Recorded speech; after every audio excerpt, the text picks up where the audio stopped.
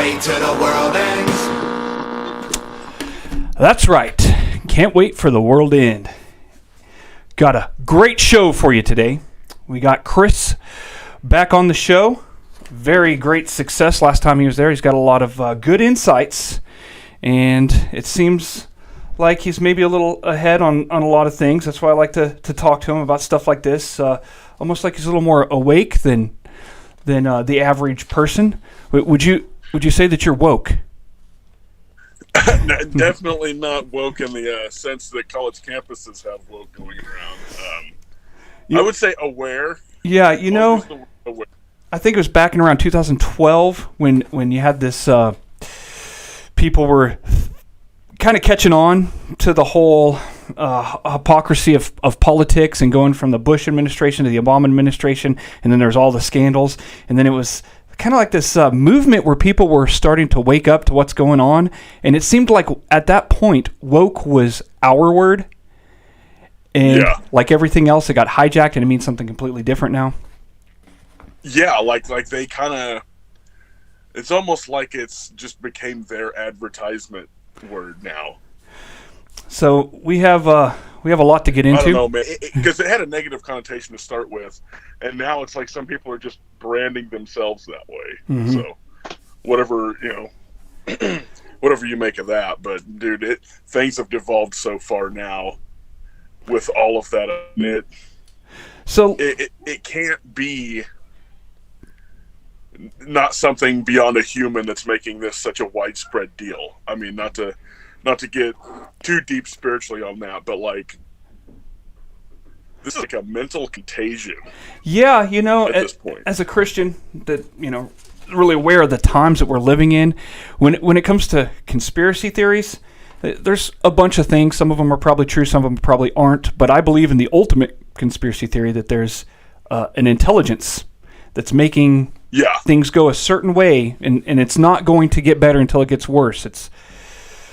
So we have a lot to get through today. Last time we were on, we talked about the invasion and kind of what our thoughts. I was pretty much asking you what your thoughts were because I wasn't that aware at the time about the nuances, and I have done a lot of research since then. But today we're going to be more talking about the reaction, or we're going to use Russia to talk about freedom of speech and being locked in a kind of a box, a speech box. And there's these outlets where we can talk to everybody, our friends and people we know, or people we meet people and people. But there's this box of speech that we're allowed to be in. And if we say anything outside that box, you're completely cut off and ostracized. And we got a long way to go and a short time to get there. Yeah, well, like talking about that box, the thing you mentioned, this is the this is the banner under which I put all this stuff, is fifth generation warfare, because we have this box and it's even becoming societally enforced, but largely it started out and I think even now mostly big tech enforced. These are autonomous platforms that they have rules, but the government doesn't even make them go on to actually be a platform as opposed to a publisher, so they edit what people are saying. So they're using actually like computer algorithms to pick up speech and then flagging people's accounts and things like that. And it doesn't matter what it is. I mean, Facebook recently had said you can call for violence upon Russian people. They overtly had come out and said that. And then, you know, any other thing, if they're a minority or any, you should never be able to call for violence on an ethnic group. And then they overtly just said, well, it's okay right now because people are stressed out. Yeah. That's insane. And it's enforced by computer algorithms. That definitely goes under fifth generation warfare. It's social engineering. It's whether you're talking about, you can't talk about the camps on the border where we've got illegals. Either you can't talk about that, or you can't talk about Russia in a positive light, or you can't say anything about the Azov battalion. All this stuff is computer policed largely, and then there's humans behind it that are helping. But this is like such a net of catching speech at this point that it's getting crazy. And if you say something even remotely, like not like you can say something in support of helping the Ukrainians, not get themselves, I guess you could say, found out. Okay, I feel like I'm rambling here. Ukrainian farmers are getting tractors and dragging tanks off. I suggested checking the vehicles over so you don't give away your coordinates or whatever. I got banned for helping a terrorist organization. What I said would have actually been helpful to the Ukraine people, not the Russians, but an algorithm, because it's not a human, it just picks up blanket speech, puts it in this box, and then you've got technology picking up where humans can't get all of it. Yeah, and I agree with that. Right, that the technology is the first barrier. It's what, and one of my main points about this is there's certain things you're not allowed to talk about, whatever your motivation is. If I talk about Ukraine, or if I talk about coronavirus, or the vaccine, or if I talk about immigration is a good thing, and maybe we'll get to that at some point. Immigration and the media version of what's going on. Not immigration, not that at all, but what's going on at the southern border. Well, they just select a narrative to protect, and then they make sure that you talk in a way that doesn't speak against what they want at the time. They can shift it. They just move the goalposts. So I made a video. I beat around the bush a lot. I'm going to try not to beat around the bush in this particular video, because, as you know, I was very leftist. I did have that institutionalized mentality, and it's not something that I don't think that can happen on the right too. Some people are right not because they've really thought about it, but because they were born into a conservative family, and that's what they were taught, and they don't really think about their ideas. But I've had a long time to think about my ideas, and if I just say, oh, those stupid libtards, or the left thinking the way they do, I'm talking about myself a few years ago. So I try, I try not to be... There's no biblical principle in that. Yeah. So I do want to... There is a truth in here, and if we can't say... if we can't talk about things, like actual facts. For instance, I posted a video with real footage from the Ukrainian, the initial invasion. And it was just footage, but it came from a news site that you're not allowed to watch. So it had a banner up there, and I got banned for misinformation. That's the algorithm. The algorithm caught me for misinformation. Then I appealed it, and a person looked at it, and they said, "Well, we reviewed it, and this does it does conflict with our policies. You are spreading misinformation." I don't know how. It was just a video of what was going on. I wasn't saying anything. It was actually a music video I was trying to make about the end time. So I took that same video, cropped that news banner out, and it was fine. Yeah, I know exactly what you're talking about. We'll leave the name of that out. Yeah, just so that we can, people probably know what we're talking about. Okay, the guy talks about frogs of a particular persuasion. So here's the thing about the UK. I was on not the UK, the Ukraine. I was on Grammarly doing a project for school, and just running my report through a grammar engine, and everything, the actual Grammarly symbol was in the Ukraine colors. Everybody has to support that narrative, that particular... I support... Let me get this straight to begin with. I support the Ukrainian people. I support innocent life. I support... I am very... I feel for the Ukrainian people. My heart goes out to them. Sides. And on both, exactly. You know, the Russian people, not 100% of the Russian people are complicit with what's going on. In fact, some of them are trying to speak out. Well, that's rude. I didn't silence my phone. Nah, it's fine. So, but you have to, if you don't shower your support for that particular agency. Like, I support Ukrainians. I'm not going to get into supporting the Ukrainian government, and I'll give you a few reasons. Here's just a few. I got a lot of CNN stuff because that's all you're allowed to use on YouTube. Yeah, apparently. you got to use the protected So sources. We've got a huge trail of corruption here. We've got CNN. This is in 2004. Secretary of State Colin Powell said the headline is "Fraud and Abuse in Ukraine Vote." Secretary of State Colin Powell said the United States does not accept the results of the Ukrainian presidential elections as legitimate. Man, can you believe CNN reporting on election fraud as legitimate? That's interesting. Right. So then I'm just going to get to the election part of this. Fast forward a few years, 10 years. So maybe that was an isolated event a long time ago. 2014, CNN.com. There are also allegations of CNN or of election fraud. There seemed to be no system in place to prevent one person from voting at multiple polling stations. A CNN crew saw several people vote twice at one polling station where the boxes were decorated with the new Donetsk independent flags. There are also reports of videos showing 3 men arrested with boxes of yes ballots in the car. Man, that seems familiar.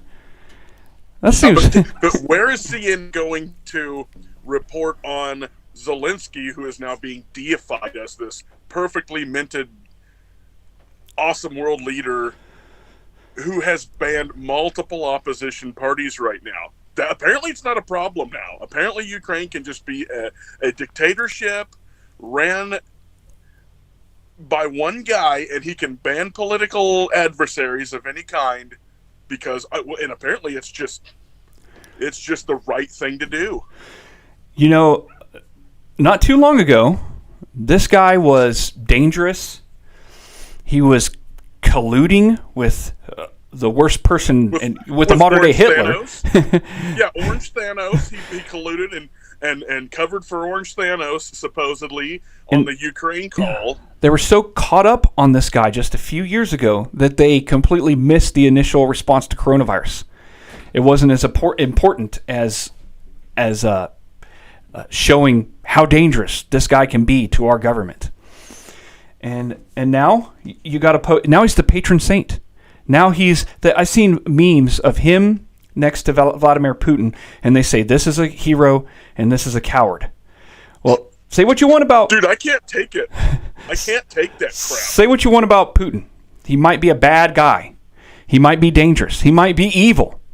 But not too long ago, they were showing pictures of Trump and saying that he used spray-on tanning and showing pictures of Vladimir Putin riding horses bare, with his shirt off and saying, look at the difference between our leaders. And Zelensky... Even from our side during the election, I still remember this. Glenn Beck smashing his face into a styrofoam plate full of Cheetos to get the dust all over his face to talk about Donald Trump before he was pro-Trump. That is... Again, that's not CNN, but that's even on our side. There's people that... So that's a good... I don't know. That's just... This is one thing I wanted to get out there on our side. On the... when I say our side, I lean conservative and Republican because of my, I guess, religious convictions. I don't agree with everything they do, but like I've pointed out many times, the Republican Party was started by Christians to end slavery. And since then, a lot of, at least the ideological part of it lines up with what I believe, and they don't always follow through on that. I'm not a neocon. I don't believe in meddling in everything and building a giant America across the world. Republicans are most talented at squandering control of Congress, though. Above all else, that's really what they're... But I am a registered Republican, and I wish we had a good Republican Party. But we're still... So I'm listening to the radio the other day, and a little guy, I guess broadcasting from a bunker far in the earth. I think that's his show. Hey, Mark Levin. This guy calls in, and he says he says that maybe there's reports of. I mean, this guy definitely wasn't comfortable being on radio. You could tell he was shaking and everything, but he was talking about that there was reports of that Zelensky had perpetrated at least oppression, if not, I guess, atrocities against the Russian ethnic peoples. Well, this is yeah.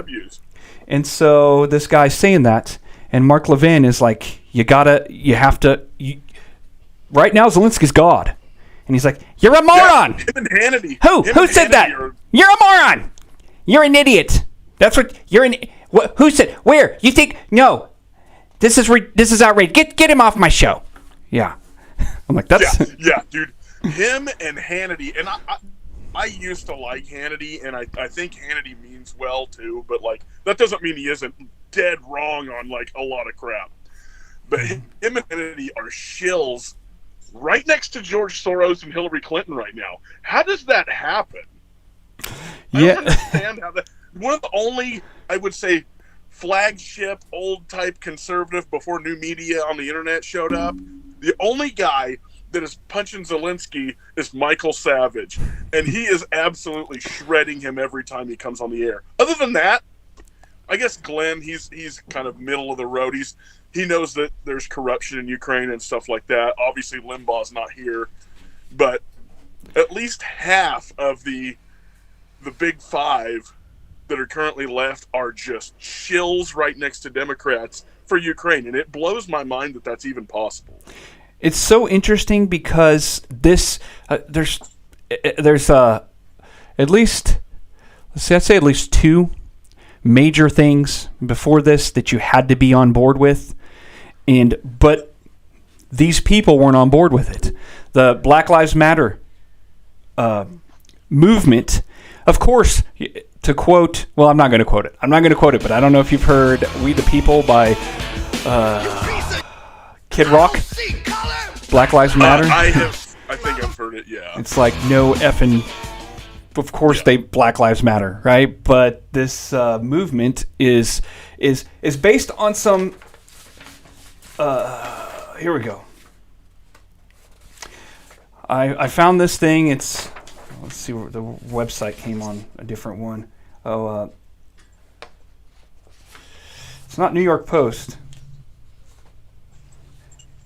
I can't remember what. That's not the one. And sorry about this. Anyways, I can't find the website right now. I'll just post it in the description. But I've talked about it before, where they took a cross section of people, gay, black, Asian, white, religious, non-religious, and they said, what do you think the polls are, or the percentages are in America? And then they used the U.S. Census Bureau and showed the actual percentages. And so, people thought that the percentage of black Americans, well, I think it was over 40% that they thought were black, when it's actually less than 14%. So, yeah. Like I said before, if you see the media, you see movies, and you don't see half the people as black, but you think that half the people in America is black, you automatically have this narrative that we are a racist country suppressing black people. Same thing with Asians, and people thought there was 30% of the people were gay, and it's only 3%. Yet Disney wants 50% of their characters to be LGBT now. Yeah, dude. I gotta confess, me and my family, we watch Disney because we got a 3-year-old, and I love a lot of the old Disney movies, but there's gonna come a point where I'm just gonna have to find something different for my kid to watch, because this we don't really let her watch stuff that has any of that crap in it, but it's obviously going to get worse and worse as time goes on. And it's not good now. Yeah. But know what your kids are watching. There was a time, Saturday morning cartoons, the parents would sleep. I was on the other side of this. I was the kid. Parents would sleep in, and kids would get up on weekends because the cartoons came on early in the morning. As soon as the beam went across my eyelids, I was up and watching cartoons. And yeah, Sonic the Hedgehog coming on. And they were the only thing they were doing. I watched all that stuff too. They were bad was trying to sell you their merchandise. They weren't trying to indoctrinate you into Marxist critical race theory ideology. The toys didn't have heat activated lingerie on them if you dunked them in hot water either. Now they do. Oh man, yeah, it is. It's like going through Victoria's Secret, going through the girls aisle in the toys in Walmart toys. Well, like there was these dolls recently that had like fishnet stockings and all this crap that like when you put them in warm water, like a whole new outfit appeared on their skin.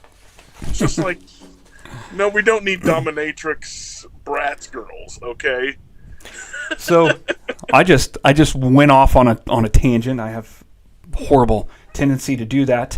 But what I was getting at is, so you had these Soros-backed, very extreme leftist Marxist movements like Black Lives Matter, and so you had the same people on the right that was exposing it. Hey, Soros is bussing people into these places to tear things down. They weren't even there, and he's paying for ad time on TV.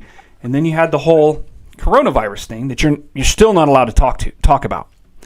That was the things that you have banners on your Facebook for, like Ukraine right now, or the LGBT movement. In June, every single company that you know about is gonna have a rainbow emblem on there when you go to look them up on the internet. Right.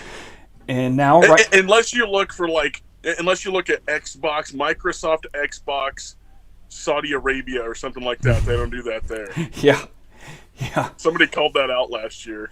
So now we have the movement, and there's stuff like actual Nazis, not Nazis fighting for Ukraine, but Nazis that are part of their actual military force.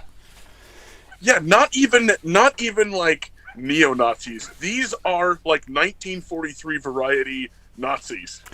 I mean, first thing I do, it's crazy. First thing I do, things like this, I Snopes them, right?